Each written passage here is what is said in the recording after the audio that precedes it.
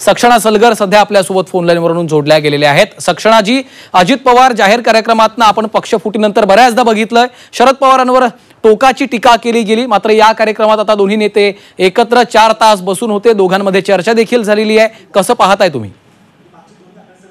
मला असं वाटतं की प्रत्येक गोष्टीकडे राजकारणाच्या अँगल मधून न पाहता रयत शिक्षण संस्थेचा तो जर कार्यक्रम असेल, ती मीटिंग असेल, तर त्यामध्ये ते एकत्र येत असतील तर त्यात काय वाईट वाटण्याचं कारण नाही, त्याला राजकीय अँगलनी बघू नये। कारण तुम्ही बघितलं असेल अखिल भारतीय मराठी साहित्य संमेलनाच्या वेळी माननीय मोदीजी असतील, माननीय मुख्यमंत्री असतील, आदरणीय पवार साहेब असतील, आणि पवार साहेब तर गेली किती वर्ष मराठी साहित्य संमेलनामध्ये उपस्थित असतात, अध्यक्षपद उपभोगलेलं आहे, त्यांनी भूषवलेलं आहे। त्यामुळे अशा गोष्टीला राजकीय अँगल मधून न बघावं असं मला वाटतं। निश्चितच सक्षणाजी, धन्यवाद, आपण झी 24 तासशी बातचीत केली त्यासाठी। साताऱ्यामध्ये रयत शिक्षण संस्थेच्या या बैठकीमध्ये अजित पवार आणि शरद पवार एकत्र आलेत। जवळपास 4 तास ही बैठक सुरू होती।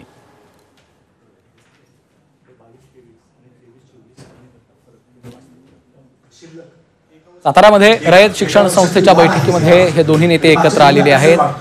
जवळपास 4 तास या दोन्ही नेत्यांमध्ये बैठक झालेली आहे, चर्चा देखील झालेली आहे विविध मुद्द्यांवरनं।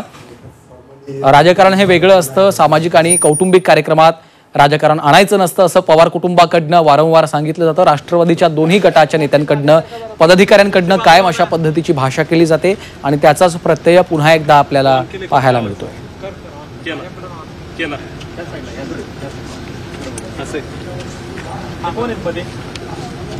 समोरची मागे सरका जरा थोडंसं पुढच्या बाजूला ना।